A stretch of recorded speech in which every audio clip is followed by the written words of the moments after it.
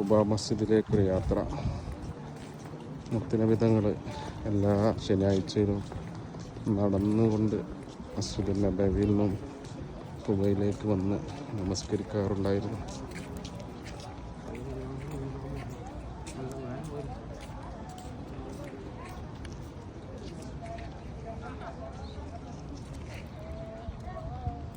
അതാണ് കുബ മസ്ജിദ്.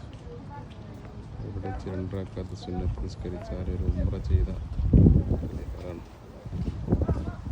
പ്രത്യേക ഒരു വൈബാണ് അവിടെ. ഈത്തപ്പഴത്തോട്ടങ്ങളും പ്രത്യേക ഒരു കാലാവസ്ഥയാണ്. ഈ വഴിയിലൂടെ നടന്നു പോലെ പ്രത്യേക ഒരു സുന്നത്താണ്.